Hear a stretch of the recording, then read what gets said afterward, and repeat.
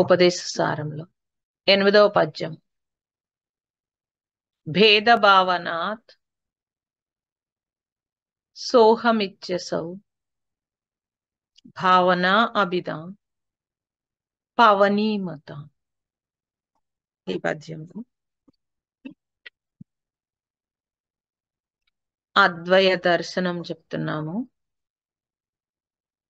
దేవాలయానికి వెళ్తాము, దేవుడు వేరు నేను వేరు కనుక నడిచి దేవాలయానికి వెళ్తాను. అయితే లోపల దేవత లోపల, నేను బయట ఉన్నాము కనుక నేను ప్రదక్షిణ చేస్తాను. తర్వాత గర్భగుడి వద్దకు వెళ్ళి దేవతను దర్శిస్తాను. అంతవరకు నాకు భేదమే. ఆ దర్శనంలో భేదం ఉంటుందా అంటే దేవతను దర్శించిన క్షణంలో భేదం ఉండదు, అభేదము. పరికించి చూస్తే అభేదము అని తెలుస్తుంది. మనిషిని దైవం నుండి వేరు చేసే భావజాలము ఆ దర్శన సమయంలో విలీనమై అద్వైతము ప్రకటమవుతుంది. ఆ అద్వైత దర్శనములో ద్రష్ట దృశ్యము అనే ద్వంద్వము విలీనమవుతుంది. భక్తుని కన్నులు ఆ అద్వైత భావన యొక్క ప్రభావంచే మూసుకుంటాయి. ఒకచో ఆ అద్వైతం కొద్ది క్షణాలైన అనుభవానికి రాకపోతే దేవతను దర్శించినట్లే కాదు. భక్తి అంటే ఈశ్వరునిపై ప్రేమ. ఆ ప్రేమ ఆరంభంలో ద్వైతం ఉన్నా ప్రేమ పరిపక్వమైనప్పుడు భేదం ఉండదు. భేదం అంటే అది ప్రేమయే కాదు. భేదము నుండి అభేదానికి, ద్వైతము నుండి అద్వైతానికి పయనమే యథార్థమైన ప్రేమ. ఇతరము సర్వము సంసారము. ఇది మొన్న వారం చెప్పాను. అంటే భగవంతుణ్ణి దర్శనం గురించి చెప్పాము. అందుకే ఏ దర్శనము చేయాలి మనం, భగవంతుణ్ణి దర్శనం చేయటం అంటే ఏ దర్శనం చేయాలి అన్నప్పుడు మనలోను మాత్రమే దర్శనం చేస్తాం. గుడికి వెళ్ళినా మనలో అంటే మూర్తిని చూసినప్పుడు మూర్తి యొక్క ఎదురుగుండా మూర్తి చూసినప్పుడు ఆ భావజాలం అంతా తగ్గి ఆ మూర్తి నుంచి అభావ స్థితి. అందుకని ఆ కనురెప్పలు మూసినప్పుడు మనలో ఉండే ఆ నిశ్శబ్దము, దైవత్వము ఏదైతే ఉందో అది దర్శనం. అటువంటి దర్శనం అన్నారు.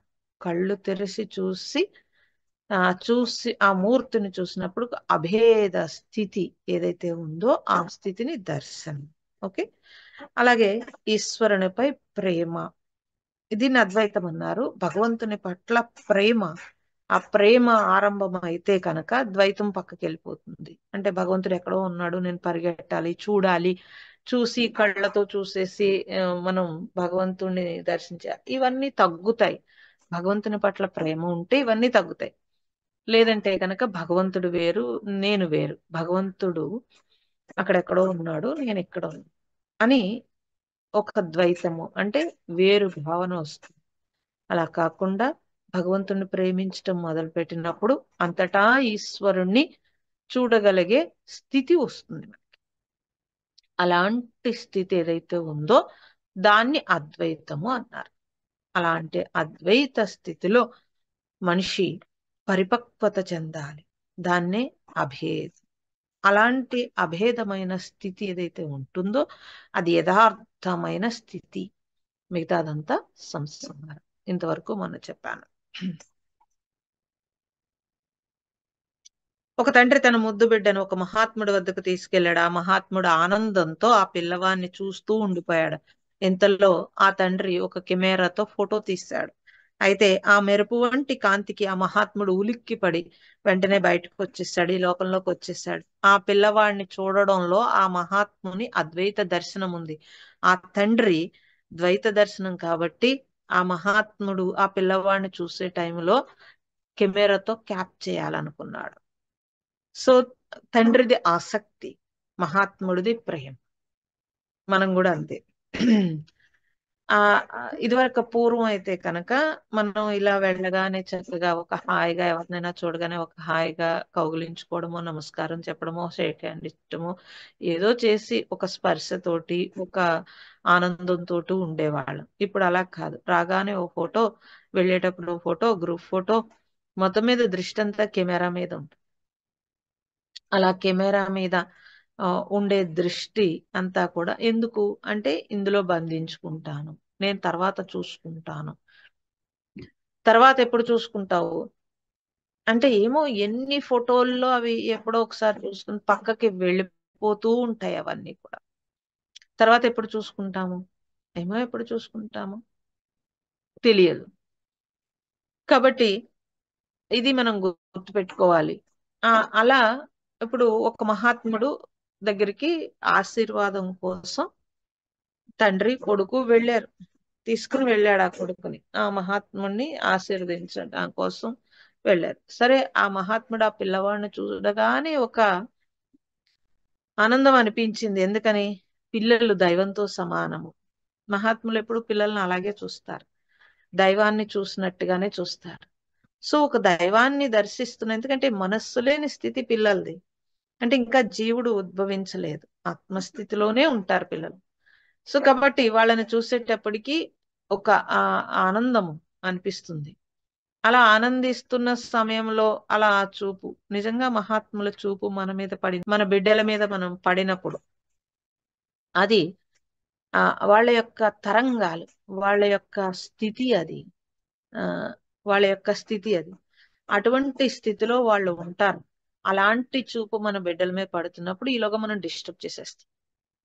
చేసేసి మళ్ళీ చెప్తాం, మా వాడండి అసలు మేము వస్తాను మీ దగ్గరికి అంటే ఎప్పుడు వెళ్దాం అన్నాడండి, మీ పేరేంటి అని అడిగాడండి. ఇలా ఏవో మన ఆతృత, మన ఆతృతతోటి లేకపోతే వీడు ఇదిగో ఇది చదువుతున్నాడండి, వీడేమో లేకపోతే చదవట్లేదండి సరిగ్గా, లేకపోతే వీడు ఇలా చూసా, ఇవన్నీ గబగబా చెప్పేస్తాం.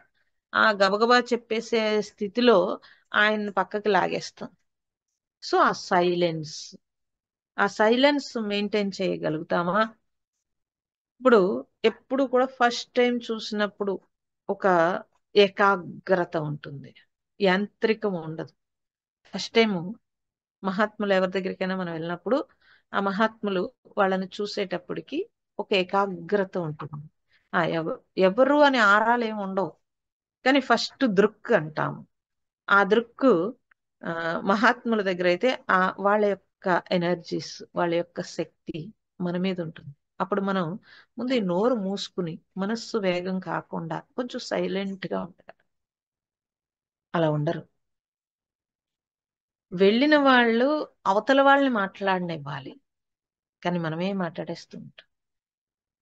మన ఇంట్రడక్షన్ ఎందుకండి? వాళ్ళకి ఏం కావాలి, నేను సో అండ్ సో అని ఇంట్రడక్షన్ ఎందుకు అసలు అంటే కుదురు ఉండదు.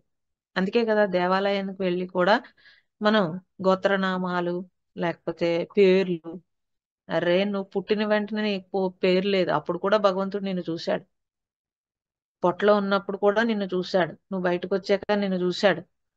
మళ్ళీ మరి ఇప్పుడు అది ఆయనకి తెలియదేమో, ఒకసారి గుర్తు చేసి, ఇంత జనాభా భారతదేశంలో ఇంత జనాభా ఉంది, ఈ జనాభాలో నేను ఎక్కడ కొట్టుకుపోతాను అని దేవుడికి మళ్ళీ పేరు చెప్తారు.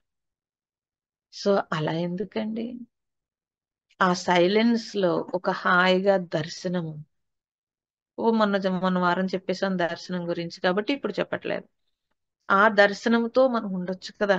అలాగే మహాత్ముల దగ్గరికి వెళ్ళినప్పుడు వాళ్ళ యొక్క చుట్టూ ఉండే ఆరాశక్తి ఏదైతే ఉందో, ఆ ప్లేస్ లో ఉండే వైబ్రేషన్స్ ఇవన్నీ రిసీవ్ చేసుకోవాలి. ఫస్ట్ చూపు ఆ దృక్ మన మీద పడినప్పుడు మనకి ఆ తరంగాలు అందుతాయి.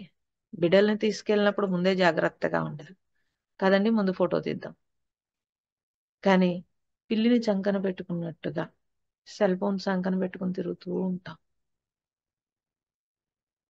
అంటే అవసరం ఎంతవరకు అవసరం? ఓకే, ఎక్కడో చోట ఒక ప్రశాంతత కావాలి అని అంటే మనం దాన్ని నోరు నొక్కాలి కదా. అంటే మర్చిపోతాం. అసలు ఒక అలవాటు చేసుకోవాలి కదా. ఒక మహాత్ముల దగ్గరికి వెళ్తున్నాము, ఒక మంచి ప్లేస్ కి వెళ్తున్నాం, ఒక టెంపుల్ కి వెళ్తున్నాం, గుమ్మంలో చెప్పులు విడిచినట్టుగా దీని నోరు నొక్కి మనం చేయాలి అని ఉండదండి. ఓకే, సో అలా అలవాటు పడిపోయి బ్రెయిన్ ని ఎంత వేగం చేయడమే తప్పించి ఆ గ్రాస్పింగ్ పోగొట్టేసుకుంటున్నాము. ఎంత గ్రాస్పింగ్ పోతుందండి, ఇది మనం గుర్తుపెట్టుకోవాలి. సో అలా మహాత్ముణ్ణి ఆ ద్వైత దర్శనం అంటారు దాన్ని. ఎందుకని? వాళ్ళ నుంచి వచ్చే ఆ రిసీవింగ్ ఏకత్వము అది అద్వైతం. కాబట్టి ఆయన యొక్క ప్రేమ, ఆ మహాత్ముని యొక్క ప్రేమ ఏంటి? ప్రేమ అంటే ఆనందము, చూడగానే ఒక ఆనందం వచ్చింది, మరొకటి ఇంకోటి లేదు. కానీ తండ్రిది ఏంటి? భేద దృష్టి. భేద దృష్టి పూర్వకమైన ఆసక్తి వలన భవిష్యత్తులో దుఃఖం తప్పదు. ఎవరికైనా సరే భేద దృష్టి ఉంటే భవిష్యత్తులో దుఃఖం ఉంటుంది. నువ్వు వేరు, నేను వేరు. ఈ భేద దృష్టి ఇంక మామూలుగా లేదండి జనాలకి. పూర్వం కనీసం కుటుంబంలో అయినా అందరం ఏకం కాబట్టి, రక్త సంబంధీకులు అందరం ఒక్కటే అని చెప్పి ఏదైనా త్యాగం ఉండేది. వాళ్ళు అందరూ చక్కగా కలిసి ఉండేవారు. ఇప్పుడు ఈ ఆస్తులు, డబ్బులు ఇవి వచ్చిన తర్వాత ఆ భేద దృష్టి వచ్చేసింది. వాడికి ఎంత ఇచ్చారు, నాకు ఎంత ఇచ్చారు, మేము ఎక్కడికి వెళ్ళినా మాకు తగిలే జనం అందరూ ఇదే బాధ చెప్తూ ఉంటారు. ప్రతి దాంట్లో భేద దృష్టి. ఇప్పుడు భగవంతుడి దగ్గరికి వస్తే కూడా అదే భేద దృష్టి. భగవంతుడు నాకేమిస్తాడు అనే దాంట్లో అదే దృష్టి తప్పించి, ఇన్నిచ్చాడే భగవంతుడు, అసలు అన్ని ఆర్గాన్స్ సవ్యంగా పుట్టించాడు కదండి. సో ఏం కావాలో అదంతా మన సంకల్పం ద్వారా మనము ట్రై చేస్తున్నప్పుడల్లా ప్రతిదీ తదాస్తు కింద అన్నీ వస్తున్నాయి. ఇంకేం కావాలి మనకి? కాబట్టి నేనేమి భగవంతుడికి చేయగలుగుతాను అనే ధ్యాస లేనప్పుడు భగవంతుడి పట్ల మన ప్రేమ ఉండదు, ద్వైత దృష్టే ఉంటుంది. అందుకే భగవంతుడు అక్కడ ఎక్కడో ఉన్నాడు, నేను ఇక్కడ ఉన్నాను. కాబట్టి నేను భగవంతుడిని కలుసుకోవాలి. ఇప్పుడు ఇక్కడ ఈ క్షణంలో నా చుట్టూ కింద పైన ప్రార్థన చెప్తున్నాం, పైన క్రింద తూర్పు పడమర. ఈ ప్రార్థన ఎందుకండి? ఆ ఫీల్, ఎప్పటికీ ఆ బలం రావడానికి ప్రతిసారి అదే ప్రార్థన ఎందుకు చేస్తున్నాం? ఆ చెప్తున్నప్పుడు ఆ ఫీల్ రావాలి మీకు. అంతటా భగవంతుడు ఉన్నాడనే ధ్యాస కోసము ప్రార్థన. సో అంతటా భగవంతుడు ఉన్నాడు అనే దృష్టిని మనం ఎప్పుడైతే పెంచుకుని ఆ రిసీవింగ్ ఉంటుందో, అప్పుడు ఈశ్వరుడు అంటే మనకు ఒక ఎనర్జీ. భగవంతుడు అంటే ఒక ఎనర్జీ. అంటే ఆ ఎనర్జీని మనం ఎప్పుడు ఆ భావంతో ఉన్నప్పుడు ఆ బలం, మనోబలం వస్తుంది. అప్పుడు ఏ సమస్య వచ్చినా, ఏ ఇబ్బంది వచ్చినా మనకి బాధ అనిపించదు, బెంగ అనిపించదు. అటువంటి మనోబలం పూర్వీకులందరూ తీసుకున్నారు కాబట్టి వాళ్ళు చాలా హ్యాపీగా జీవించేశారు. ఎంత హ్యాపీగా జీవించేశారంటే, వాళ్ళ జీవితం అంతా డబ్బు లేకపోయినా, చదువు లేకపోయినా, ఈ భూమిని పంచభూతాలని నమ్ముకుని, ఒకవేళ వరదలు వచ్చినా, వర్షం వచ్చినా, ఏమొచ్చినా, అన్ని కొట్టుకుపోయినా, పంటలు ఉండకపోయినా, భూమి పుత్రుల కింద ఉండిపోయి చక్కగా హ్యాపీగా జీవించారు. అభివృద్ధి పేరు మీదగా మనం ఎంత ముందుకు వెళ్ళిపోయామో లోపల అంత వీక్ అయిపోయాం. సో డెవలప్మెంట్ అంతా అవుటర్, లోపల మాత్రము విపరీతమైన వీక్ అయ్యాం. ఇటువంటి మానసిక పరిస్థితిలో భేద దృష్టి. కాబట్టి కనపడ్డ ప్రతిదానికి ఫోటో తీసే అలవాటు ఉన్న వ్యక్తికి అద్వైత దర్శనం కుదరదు. అలవాటు అయిపోతుంది. టిక్ మని దాని మీదకే దృష్టి వెళ్ళిపోతుంది. ఆ ఫోటో తీద్దామా అనే తప్పించి తన లోపల రిసీవ్ చేసుకుందామా అనేది ఉండదు. ఒకవేళ మనకి కనుక భగవంతుడు సాక్షాత్కరించి, పాపం ఈవిడ భక్తికి మెచ్చి ఆయన డైరెక్ట్ గా వచ్చేసాడంటే ముందు అర్జెంటుగా సెల్ ఫోన్ వెతికేసుకుంటాం. ఎందుకు అంటే నా కోసం కదా భగవంతుడు, ముందు ఆ గొప్ప అందరికీ చూపించాలి కదండి. నమ్మరు కాబట్టి ఇప్పుడు ఏం చేయాలి? ఓ సెల్ఫీ తీసుకుందామా స్వామి, తర్వాత నీకేం వరం కావాలరా నాయన అని అడిగారు అనుకోండి, ఉండు స్వామి ఓ సెల్ఫీ తీసుకున్నాక తర్వాత నా వరం సంగతి ఆలోచిస్తాను అనేంత దౌర్భాగ్య స్థితికి మనిషి ఎప్పుడో వచ్చేసాడు. ఇప్పుడు ఈవేళ కొత్తగా చెప్పాల్సిన అవసరం ఏం లేదండి. ఆల్రెడీ అందరం అదే బడిలో ఉన్నాం. ఇప్పుడు నేను పోనీ మీరెందుకండి పాపం, నేనే తీసుకుందాం. నాకే భగవంతుడు వచ్చేసి ఇన్ని క్లాసులు చెప్తున్నావు కదమ్మా పాపం, నీకేం కావాలని అడిగాడు అనుకోండి, ఉండు స్వామి వీళ్ళెవరు నమ్మరు, నువ్వు వచ్చావంటే సెల్ఫీ తీసుకున్నాక చక్కగా తర్వాత మాట్లాడుకుందాం మనం అని అడుగుతాను. ఇలాంటి దౌర్భాగ్య స్థితికి వచ్చాం.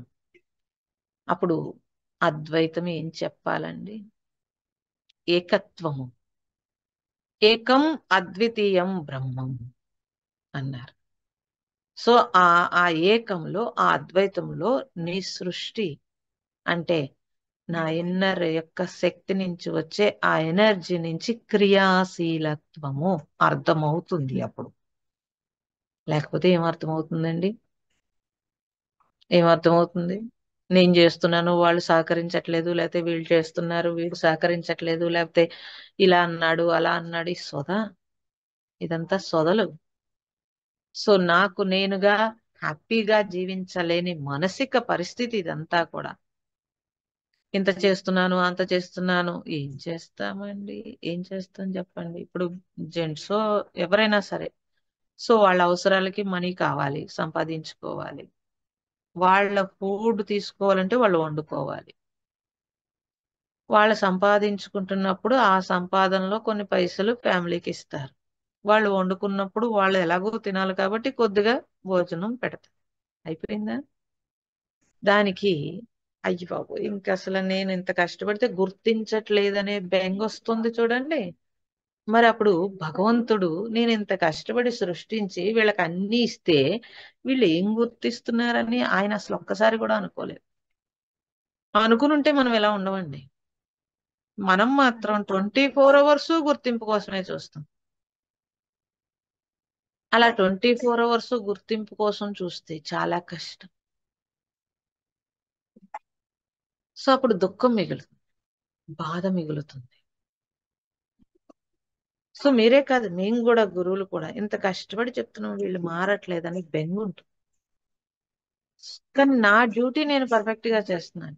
వాడు మారాడా మారలేదా అది వాడి ఇష్టం, వాడి కర్మ అనుకోగలిగితే ప్రశాంతంగా ఉండగలుగుతాం. ప్రతి దాంట్లో ఆ నేను అంటే నామరూపాల యొక్క స్థితి చేరిపోతూ ఉంటుంది. ఆ నామరూపాల యొక్క స్థితితోటి మనం ఎంత ముందుకు వెళ్దాం అనుకున్నా వెళ్ళలేమండి. అద్వైతంలోనే ఉండిపోతాం. కాబట్టి అందుకే ఈశ్వరుడికి సమర్పించమంటారు. ఏది చేసినా సరే అది ఈశ్వర భావంతో చేయమన్నారు, ఈశ్వరుడికి సమర్పించేయమన్నారు.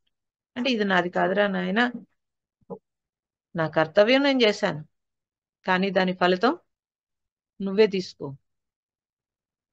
ఫలితం ఎలాగో వస్తుందండి, కానీ ఫలితం మీద ఆశ, ఫలితం మీద కోరిక, ఇవి మనిషిని నలుపుతాయి. ఇది గుర్తుపెట్టుకోవాలి. ఒక ఇంజనీరు ఒక బ్రిడ్జ్ కట్టాడు అనుకోండి, అతనికి జీతం వచ్చేస్తుంది. ఓకే. సో ఆ ఆ బ్రిడ్జ్ ని కరెక్ట్ గా కట్టాడు అనుకోండి, దాని మీద వెళ్ళే వాళ్ళందరూ సౌకర్యము, ఒక హాయి, అది అతనికి పుణ్యం. దాన్ని అందులో కాస్త ఇసుక ఎక్కువేసి లేకపోతే కక్కుర్తి పడి కట్టాడు అనుకుందాం, అది బానే ఉంటుంది, వీడు చచ్చిపోతాడు. వీడేమన్నా ఉంటాడు, ఒక 40 ఏళ్లకో 50 ఏళ్లకో 100 ఏళ్ళకో కూలింది అనుకుందాం. ఇప్పుడు ఎవరైతే దాని కింద ఎన్నో ప్రాణులు చనిపోతాయి. ఎవరైతే కట్టారో ఆ పాపం వాడు పంచుకుంటాడు. అంటే వాడు చచ్చిపోయాడు కదా, వాడు ఎలా పంచుకుంటాడు అని మీరు అనొచ్చు. శాస్త్రం చెప్తోంది వాడి తిండి ఎవరు తిన్నారో వాళ్ళందరూ అది పంచుకోవాల్సి ఉంటుంది. అంటే వాడి పిల్లలు, వాడి మనవలు, తిలో పాపం తలో పిడికుడు అని చెప్పి వాడి ఫ్రెండ్స్ ఎవడు వాడి తిండి తిన్నారు, సో ఎలాంటి తిండి తిన్నారో అలాంటి త్రేం పన్నారు. సాధకులు చాలా జాగ్రత్తగా ఉండాలి. అందుకే ఎక్కడ పడితే అక్కడ తిండి తినడం అనేది కరెక్ట్ కాదండి. అంటే అక్కడ శుచిగా ఉంది, శుభ్రంగా ఉంది కాదు, ఆ మనీ శుచిగా ఉందా లేదా, అది చాలా కష్టం అండి. భలే చెప్పారు, ఇలాంటివన్నీ చెప్తే చాలా కష్టం అని మీరు అన్నారనుకోండి, నేనేం చెప్పను, శాస్త్రం చెప్పాను నేను అంతే. అది మన ఇష్టం, మన ఇష్టం అండి. దానికి రెమెడీగా మనం ఏం చేస్తాం, ఇవన్నీ కూడా రుణానుబంధ రూపేణ పశు పత్ని సుతాలయ, పశువు పక్షులు, సుతుడు, ఉమ్, భర్త, భార్య అందరూ రుణానురూపేణ వచ్చారు మన కూడా. ఇప్పుడు వాళ్ళకి చేసే చాకరీ కానీ వాళ్ళకి చేసే భరింపు కానీ అన్ని ఆల్రెడీ ఎప్పుడో వాళ్ళకి రుణపడిపోయి ఉన్నాం. కాబట్టి మనం ఎలాంటి తిండి తింటున్నాం, అలాంటి త్రేన్ పన్నారు. వాసన వాసన అంటే ఏం వాసన అనుకున్నారు? ఈ రుణాలతో వాసన ఇదంతా. వాసనా బలం, తీయాలంటే ఒక్క గురువే ఉండాలంటే. ఆ జ్ఞానాన్ని పోసి పోసి లాగాలి బయటికి. ఎన్ని చెప్తే మీరు బయటకు వస్తారండి? ఎన్ని చెప్తే ఎక్కడ ఆగుతుంది? ఓకే, అమ్మ చెప్పారు కాబట్టి పోన్లే ఇది కట్ చేద్దాం, ఇది కట్ చేద్దాం అని మీరు కట్ చేసుకుంటూ ఎన్ని వస్తే ఎప్పటికి ఆగాను ఇదంతా. కాబట్టి ఇప్పుడు ఇంజనీర్ ఎప్పుడో వెళ్ళిపోయాడు, ఏమైపోయాడో తెలియదు. కానీ ఈ దాచిన డబ్బు దోచిన డబ్బంతా వెనక తరానికి ఇచ్చాడు. ఈ పాపం అంతా వాళ్ళు తీసుకోవలసి ఉంటుంది. కాబట్టి నిజాయితీగా లేని సంపాదన నుంచి వచ్చే అవిస్ అన్నారు దాన్ని. ఆ అవిస్ ఏదైతే ఉందో ఆ అవిస్ని తప్పనిసరిగా మనం పంచుకుంటాం. ఒక హోమం, ఒక యజ్ఞం చేసినప్పుడు వచ్చే అవిస్ ఈ ప్రకృతి ఎలా అయితే రిసీవ్ చేసుకుంటుందో మనం కూడా అలాగే రిసీవ్ చేసుకుంటాం. కాబట్టి ఈ ద్వైత బుద్ధి తగ్గితే తప్పించి ఇవన్నీ తగ్గవండి. అద్వైతము అంటే ఏకం, అభేదము లేకుండా ఉండే ఏకం. భేదానుభావాలు అన్ని మనకి మెరుపులా వస్తూ ఉంటాయి, పోతూ ఉంటాయి. దాన్ని పట్టుకోకూడదు. ఒక ఆలోచన వచ్చింది, ఒక ఒక నెగిటివ్ ఆలోచన వచ్చింది, ఒక క్రూయల్ వచ్చింది, ఏదో వచ్చింది, ఇమీడియట్లీ దాన్ని మనం కట్ చేయగలగాలి. ఇది నాకు అవసరమా?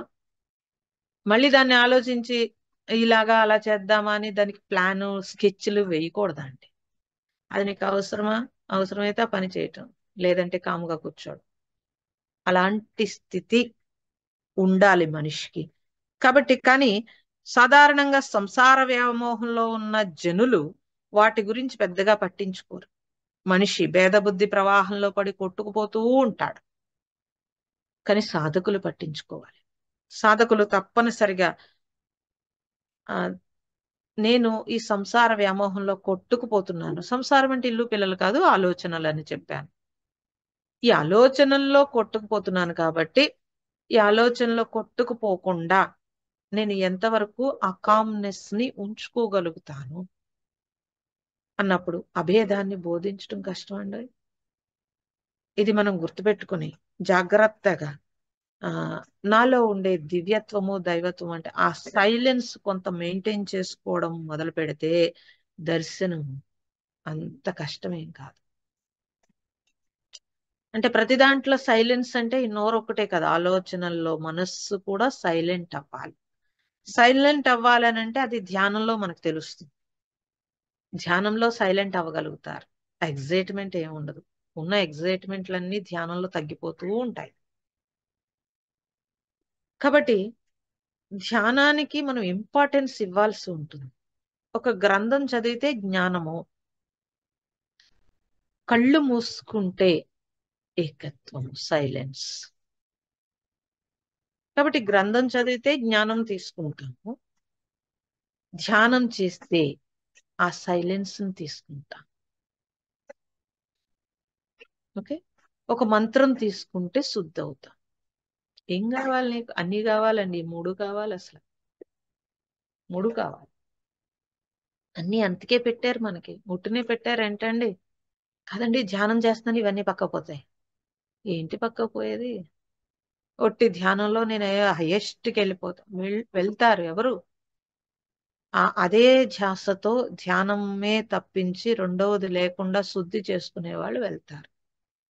గృహస్థుగా ఉన్నప్పుడు అన్ని రకాలు వచ్చి పడిపోతూ ఉంటాయండి. ఇప్పుడు మనం ఊరి మీద తిరిగేసి వస్తాం, అన్నాడు ధ్యానం కుదరదు. అప్పుడు ఏం చేయాలి? చిన్న నామం చెప్పుకుంటూ పూజ చేసుకుని దీపం వెలిగించుకుని హాయిగా, లేదా ఒక గ్రంథం చదువుకుంటే కాసేపు మళ్ళీ మనం బ్యాక్కి వెళ్తాం.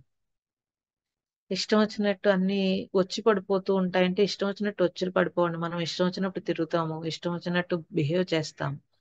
అప్పుడు వద్దనుకున్నా వస్తాయి. వచ్చినవని మీకు తెలీదు. ఎందుకని? ఆ సూక్ష్మత రిసీవ్ చేసుకుంటుంది మనస్సు సూక్ష్మత కదండి. శరీరము స్థూలము.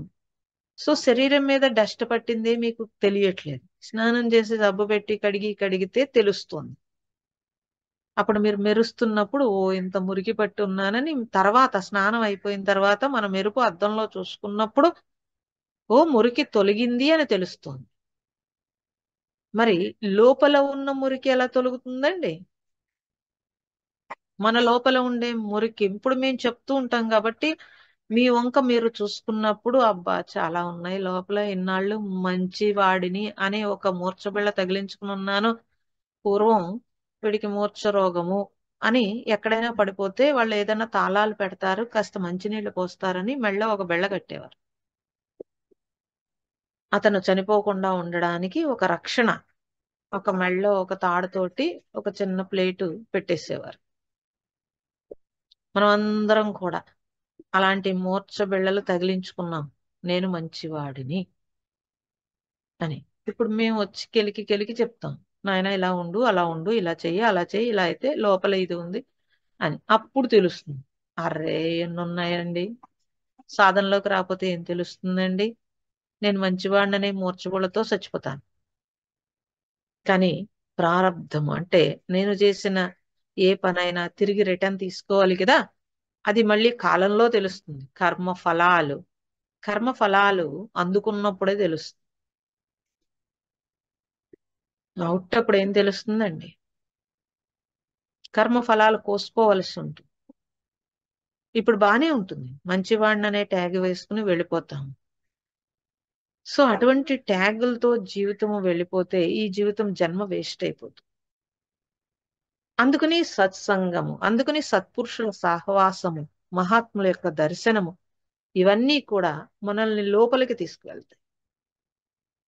ఎప్పుడైతే మనం లోపలికి వెళ్ళామో అంతఃకరణ శుద్ధి అనేది మనం చేస్తూ ఉంటామో, అటువంటి అంతఃకరణ శుద్ధిలో మాత్రమే మీకు ఆ భేద బుద్ధి పోతుంది. అభేద స్థితి, అద్వైత స్థితి, ఏకత్వ స్థితి, అటువంటి స్థితిలోకి మనం వెళ్ళినప్పుడు ఆ సైలెన్స్ తెలుస్తుంది. 100 మందిలో ఉన్న నేను ఏకత్వంగా ఉంటాను రిసీవ్ చేసుకోదు మనసు. ఇంకా ఎందుకని, మనస్సు పాపం సైలెన్స్ లో ఉంది, అది బయటికి రాదు. ఇంకా మనం బయట ఉంటుంది, శరీరం బయటే ఉంటుంది, కానీ లోపలికి రిసీవ్ అవ్వదు. అటువంటి స్థితిని సంపాదించాలి సాధకుడు ఈ జన్మలో. ఎందుకండి అని అంటే, ఈ గోల్తో భగవంతుడి దగ్గరికి ఏం వెళ్తావండి. దేవుడు పూజ చేశారనుకోండి, నిన్న మొన్న అన్ని మోసుకుని ఉంచుకుంటున్నారా ఏంటి. ఈ రోజు నిన్న పువ్వు కూడా తీసేస్తారు, ఇంకా బాగుంది ఉంచొచ్చు కదా, ఉంచరు, తీసేస్తారు. నిన్న పెట్టిన దీపంలో కాస్త నూనె పోసి ఆ ఒత్తిని వెలిగించేస్తారా ఏంటి, చెయ్యరు. అన్ని ఈ రోజు ఫ్రెష్ గా చేస్తారు. కానీ నేను భగవంతుడి దగ్గరికి వెళ్ళేటప్పుడు నిన్న మొన్న భావాలు, పాత ఎప్పుడో భావాలు, ఈ జన్మ జన్మల భావాలు మోసుకుని వెళ్ళడానికి కుదరదు. కాబట్టి భగవంతుడు, నాకు మోక్షం కావాలి, నాకు ముక్తి కావాలి, భగవంతుడిని చేరుకోవాలి అని అంటే నువ్వు ఎలా ఉండాలండి, శుద్ధిగా ఉండాలి. భేద బుద్ధి ఉండకూడదు, అభేద స్థితిలో ఉండాలి.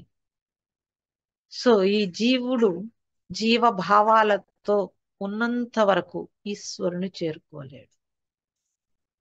మరే భావంతో ఉండాలి, అభావ స్థితి, భావశూన్య సద్భావ సుస్థితి, భావనా బల భక్తి ఉత్తమం అన్నారు. అంటే అభావ స్థితిలో, భావశూన్య స్థితిలో, సద్భావాలు, సుస్థితి, సు అంటే ఆత్మస్థితి, అటువంటి ఆత్మస్థితిలో నువ్వు ఉండాలనంటే భావశూన్యం అని తెలియాలి. అది తెలియకపోతే కనుక అద్వైతం అంటే ఏంటండి అని అడుగుతాడు. ఏకత్వం, భగవంతుడు నేను ఒక్కటే అనే ప్రేమ. ఇప్పుడు మన బిడ్డని ప్రేమిస్తాం మనం, అందుకే కదండి అన్నీ త్యాగం చేసేస్తాం. ప్రతిదీ తింటుంటామా, పోన్లే పిల్లవాడు తింటాడేమో అన్నట్టు పెడతాం. ఈ బట్ట కొనుక్కుందాం అనుకుంటామా, ఎందుకులే ఈ డబ్బులుంటే వాడికి ఏదో ఇంకో జీన్ ప్యాంట్ కొనొచ్చుకొని అనిపిస్తూ ఉంటుంది, నేను అడ్జస్ట్ అయిపోదాం అనిపిస్తూ ఉంటుంది. ప్రతి రూపాయి ఎక్కడికన్నా వెళ్దాం, ఇంత ఖర్చు ఎందుకు, ఈ మనీ ఉంటే ఈ బిడ్డకు ఉంటుంది అని ప్రతి తాటు, ప్రతిదీ కూడా అన్ని ఒక్కటే, వాడు నేను ఒక్కటే ఒక్కటే ఒక్కటే అని చేసుకుంటూ పోతాం.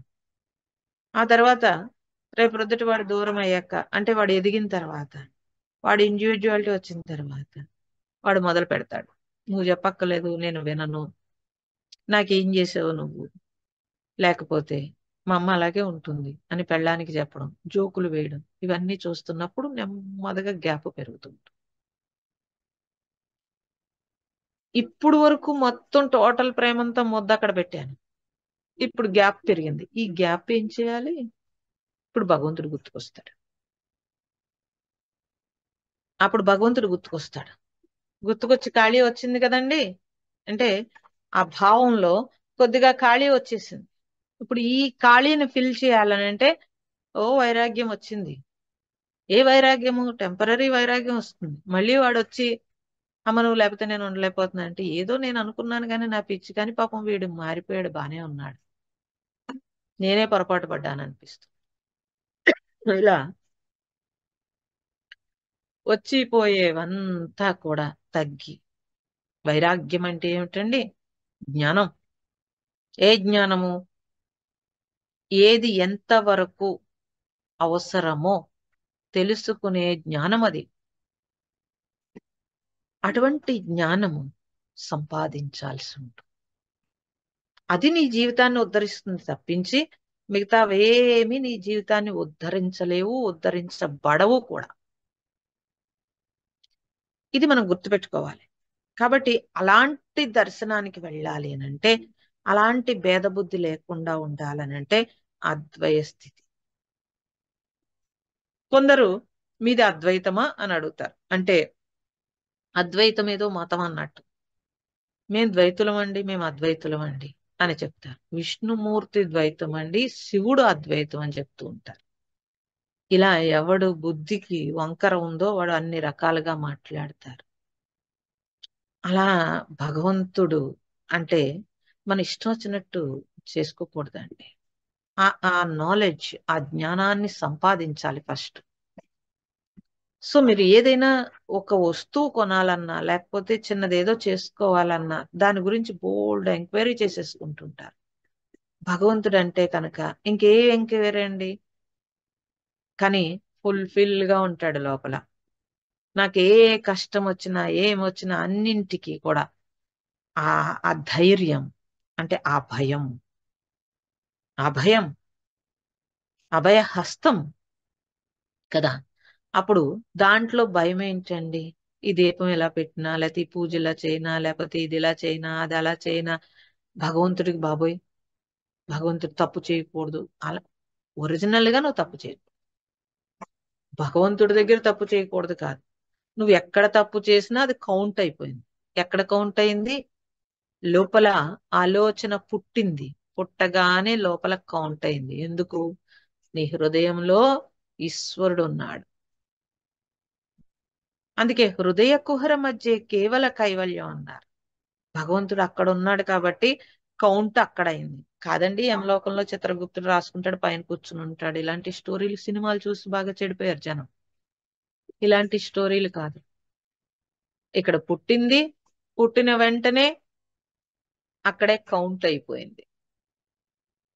కాబట్టి తప్పు చెయ్యాలనిపించినా పాపమే అన్నారు. సో చేస్తున్నప్పుడు సహకరించినా పాపం అన్నారు.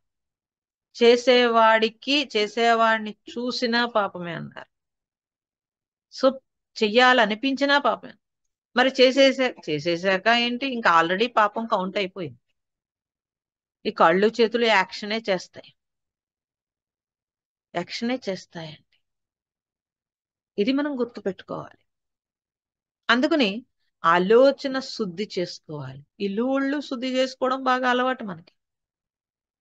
ఒక్క ఓంకారం చాలా ఈజీగా. ఇప్పుడు ఏదన్నా మీకు అక్కడ మరక పడింది అనుకోండి, దుమ్ము అయితే నీటితో కడిగేస్తారు, మరక అయితే కొంచెం ఏదో సర్ఫ్ వేస్తారు. ఇంకొంచెం గట్టిగా థిక్గా ఉందనుకోండి, యాసిడ్ పోసి కడుగుతారు. అలా ధ్యానము శుద్ధి చేస్తుంది, ఓంకారము యాసిడ్ లా శుద్ధి చేస్తుంది. అందుకే ఓంకారం హైయెస్ట్ అని చెప్పారు. ఏమి హైయెస్ట్? హైయెస్ట్ అంటే దానికి ఏమైనా పట్టం కడతారా ఏంటి? మనకే తెలుస్తుంది. ఆ లోపల వాసనలు నిన్న మొన్నవి కాదు, జన్మాంతరంగా కూడా ఉన్నాయి. అవన్నీ గట్టిగా ఉన్నాయి. సో దాన్ని క్లీన్ చేయాలి. గురువు యొక్క జ్ఞానం కూడా సరిపోదు ఒక్కొక్కసారి. ఓంకారం చాలా బాగా శుద్ధి జరుగుతుంది. కాబట్టి ధ్యానంలో ఓంకారం పెట్టడం జరిగింది. ఆ ఓంకారాన్ని ఎప్పుడైతే మనం మనకు తెలియదు ఎలా శుద్ధి అవుతుందండి అని అడగకూడదు. ఎప్పుడు మీరు మొదలు పెట్టారు ఇప్పుడు వరకు మీరు ఎలా ఉన్నారో తెలుసుకుంటే, మీకు మీరు అబ్జర్వ్ చేసుకుంటే మీకు తెలుస్తుంది శుద్ధి అయ్యారో లేదు. కాదండి పక్క వాళ్ళు అనట్లేదు మమ్మల్ని, నువ్వు ధ్యానం చేస్తున్నావు అయినా అలా ఉన్నావు ఏంటి అంటున్నారంటే వాళ్ళని దృష్టిలో పెట్టుకోకూడదండి. మనకి తెలుస్తూ ఉంటుంది. కాబట్టి అద్వైతం అనేది ఒక మతమేం కాదు. అద్వైతము మతము కాదు, ఏకత్వం అన్నప్పుడు ద్వైతం అంటే ద్రష్టాదృశ్యము రెండు ఉన్నాయి అంతే. అద్వైతం అంటే ఒక్కటే. భేదము విలీనమై సత్య దర్శనానికి అద్వైతం అని పేరు. ఎప్పుడైతే మనం భగవంతుణ్ణి చూసినప్పుడు ఇంకా భగవంతుడు అక్కడ విగ్రహం అక్కడ ఉంది, లేకపోతే ఫోటో అక్కడ ఉంది, నేను ఇక్కడ ఉన్నా అని దర్శనానికి వెళ్ళినప్పుడు నువ్వు అలాగా భగవంతుణ్ణి చూస్తాను అని దర్శనానికి వెళ్తావు. గుడికి వెళ్తే అంతే కదండి, బోల్డ్ హడావుడి పడతాం మనం. సో ఇంత క్రతువంతా పెట్టారు, అవన్నీ పూజలో చెప్పేశాను మీకు. కాబట్టి ఎప్పుడైతే దర్శనం చేస్తాడు, ఇప్పుడు గుడి చుట్టూ ప్రదక్షిణ చేస్తాడు, ఆత్మ ప్రదక్షిణ. అండ్ ఎందుకని ఆ అద్వైత స్థితికి ప్రదక్షిణ చేస్తున్నాడు. సో ఎప్పుడైతే చుట్టూ తిరిగి లోపలికి వెళ్ళినప్పుడు ఆ విగ్రహాన్ని చూసిన వెంటనే కనురెప్ప ఆటోమేటిక్ గా పడిపోతుంది, నువ్వు వెయ్యక్కర్లేదు. దానికి తెలుసు, ఆ ఫీల్ లోపల హృదయంలో స్పందన కలగగానే ఆటోమేటిక్ గా రెప్ప పడిపోతుంది. సో మామూలు రెప్ప పట్టడం అంటే ఇలా జస్ట్ పడి లేసిపోతుంది, అప్పుడు అలా లెగదు మనకి, అలా ఉంటుంది. ఆ ఉన్నప్పుడు ఎందుకు ఉంది అంటే ఆ ఫీల్ లోపల ఆ ఏకం వచ్చేసింది. భగవంతుడికి మనకి వేరు లేదు, అంతవరకు వేరుంది, అప్పుడు వేరు లేదు, ఇద్దరు ఒక్కటే అని తెలిసింది. నాలోనే ఉన్నాడు భగవంతుడు అని తెలిసింది. అంటే అలా తెలియకపోవచ్చు మీకు, కానీ ఆటోమేటిక్ గా రెప్పపడినప్పుడు ఆ లోపల ఆ సైలెన్స్ ఉండింది. దీన్ని అద్వైతం, దాన్ని దర్శనం అన్నారు. అంటే ఆ ఏకం అద్వైతము, అది దర్శనం. అదేం దర్శనం అండి, ఎదురుగుండా అమ్మవారు ఉండగా లోపల అమ్మవారు లేదు కదా అని అడగకూడదు. అమ్మవారు నామరూపాలు కాదు.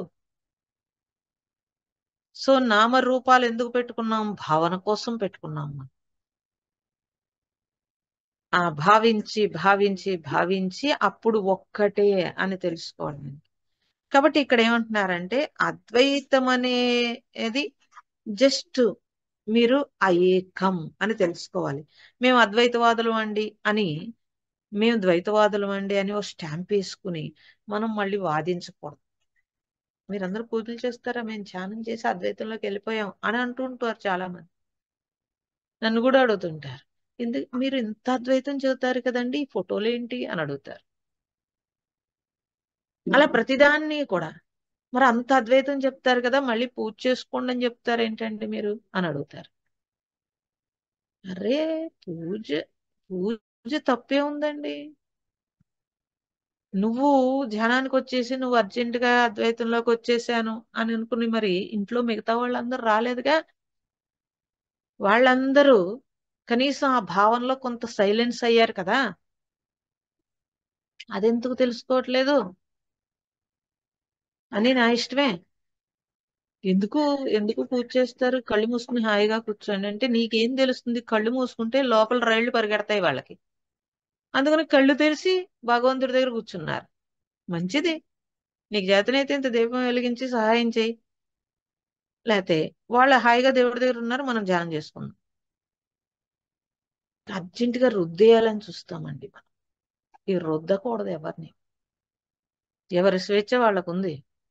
ఓకే, సరే ఇంట్లో మంచిది, పిల్లలు ఉన్నారు వాళ్ళు అటు ఇటు తిరుగుతూ ఉంటారు, అటు వెళ్తూ ఇటు వెళ్తూ వాడు కన్ను ఒక దీపం మీద ఒక పుష్పమే పడింది అనుకోండి, కాసేపు ఆగుతుంది, మనస్సు కాసేపు ఏకాగ్రం అవుతుంది. ఇంత సైన్స్ తో మన మహాత్ములు తపస్సు చేసి చేసి మనిషి యొక్క మానసిక స్థితి దౌర్బల్యం అని చెప్పి వాళ్ళు పాపం ఇంత ఏర్పాటు చేశారు. అన్ని అభివృద్ధి పేరు మీదుగా ట్రాష్ ట్రాష్ అని పక్కకు తోసేసాం. తోసేసి ఊరుకోగలిగామా? మళ్ళీ బాధ వస్తే భగవంతుడా అని భయంతో భక్తి పెరిగింది. భయంతో భక్తి పెరిగింది. జనాలందరికీ భక్తి పెరిగింది. ఏ భక్తి పెరిగింది? భయంతో భక్తి పెరిగింది. ఇదివరకటి కంటే ఎక్కువ గుళ్ళకి వెళ్తున్నారు, ఇదివరకటి కంటే ఎక్కువ పూజలు చేస్తున్నారు, ఇదివరకటి కంటే ఎక్కువ భగవంతుడి మీద బోల్డ్ పైసలు పెడుతున్నారు, అన్ని చేస్తున్నారు. కానీ ఏ భక్తి పెరిగింది? ప్రేమతో భక్తి కాదు, భయంతో భక్తి పెరిగింది.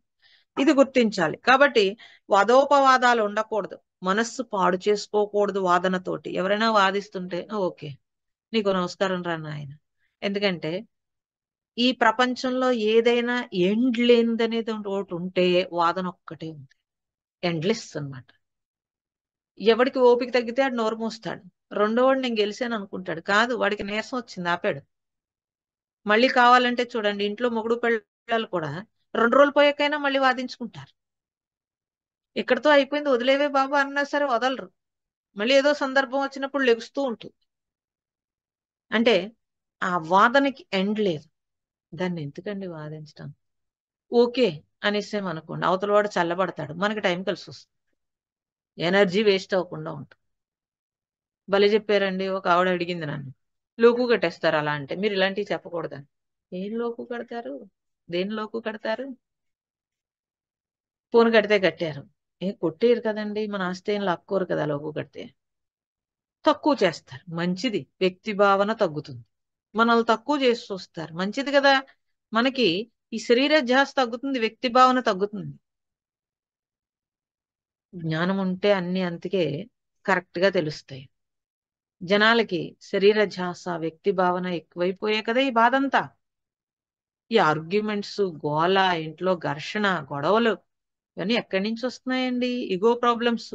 వాళ్ళన్నీ ఇగో ప్రాబ్లమ్స్. ఇంత పిల్లవాడికి కూడా ఇగోనే, నేను నేను నేను ఓకే అని యాక్సెప్ట్ చేయగలిగితే కనుక మనస్సు పాడు చేసుకోకుండా ఉంటారు.